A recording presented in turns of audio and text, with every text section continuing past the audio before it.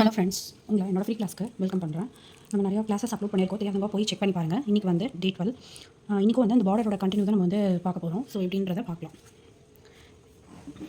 இப்போ அந்த லைன் வந்து எப்படி ஒரு டார்க் லைன் வந்து எப்படி போடுறது, டார்க் லைன் வந்து எப்படி போடுறது அப்படின்றத சொன்னேன். ஸோ அதை வச்சு நம்ம வந்து அடுத்தது எப்படி போடலான்றதை பார்க்கலாம்.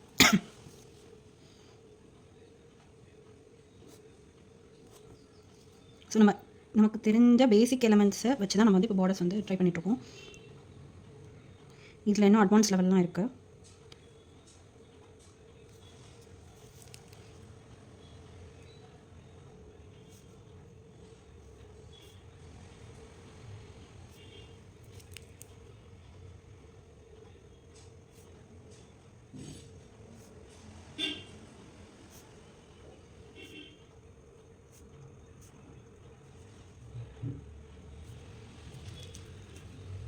இங்கே வந்து ஹம் போடணுன்னா போடலாம்.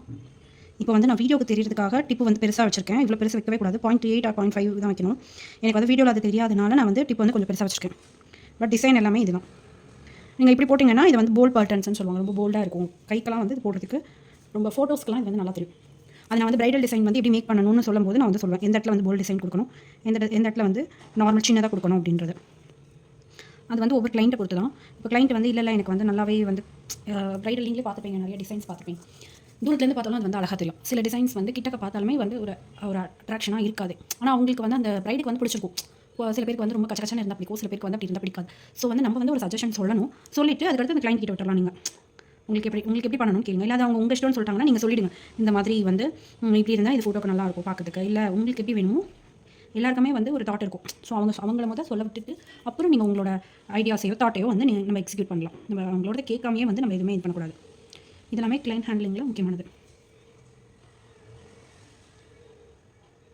இது வந்து நான் இப்போ நடுவில் வைக்கிறேன் இல்லையா, நீங்கள் வந்து என்ன பண்ணலாம்னா எல்லாத்தையுமே ஒரே ஷேப்லேயே வைக்கலாம். நான் என்ன பண்ணியிருக்கேன்னா இப்போ இது 3 போட்டேன்னா இதுக்கு நடுவில் வர மாதிரி வச்சுருக்கேன். ஸோ இதெல்லாம் வந்து உங்களோட க்ரியேட்டிவிட்டி தான். நான் எல்லாத்துக்குமே அப்படி வைக்கிறேன்னு வைக்கலாம். ஸோ வந்து நம்ம ஒவ்வொன்றையும் நீங்கள் அதுதான் சொல்கிறேன். எப்படி ஒன்று வந்து நம்ம எழுதி பார்த்தா தான் வருமோ அது மாதிரி நீங்கள் வரைஞ்சு பார்க்கணும். என்னால் மெஹந்தி வேஸ்ட் பண்ண முடியாதுன்னா பென்சிலையோ வந்து நீங்கள் வரைஞ்சு பார்க்கலாம். வரைஞ்சு பார்த்துட்டு நீங்கள் வந்து உங்களுக்கு பார்க்குறதுக்கு தெரியும் இல்லையா, ஓகே இது குட்டாக இருக்குது நல்லா இருக்குது அப்படின்னு சொல்லிட்டு. ஸோ அந்த மாதிரி நம்ம பண்ணிக்கலாம். ஸோ இது ஒரு பார்டர், இது வந்து ஹெவியாக இருக்கும். இதெல்லாம் வந்து நம்மளோட க்ரியேட்டிவிட்டி தான். ஒன்று மேலே ஒன்று கீழே போடுறது, இந்த டார்க் லைன் மேலே போட்டு ஹம்ப் கீழே போடுறது, இல்லை இந்த லைனே இல்லாமல் போடுறது. ஸோ இது எல்லாமே கொண்டு வர வேரியேஷன்ஸ் தான். நம்மளாம் வந்து வேரியேஷன் கொண்டு வரணும். இது மட்டும் தான் பார்டர்ஸ், இது மட்டும் தான் இப்படி தான் போடணும் அப்படிலாம் இல்லை. இந்த மாதிரி இருக்குது. இதில் வந்து நீங்கள் என்னெல்லாம் பண்ணலாம் அப்படின்றத வந்து மாற்றி வந்து போட்டு பண்ணிக்கணும். ஓகேவா?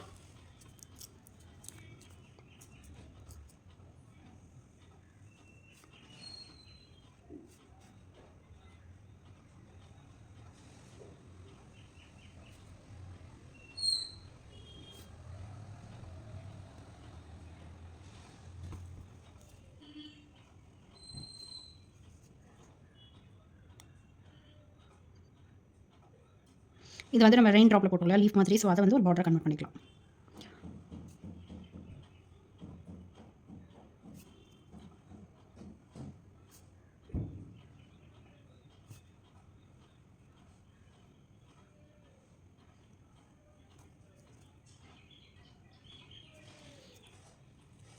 ஸோ இந்த மாதிரி நிறைய வீடியோ பார்க்கறதுக்கு என் சேனலை சப்ஸ்கிரைப் பண்ணிக்கோங்க. என் இன்ஸ்டாகிராமை ஃபாலோ பண்ணிக்கோங்க.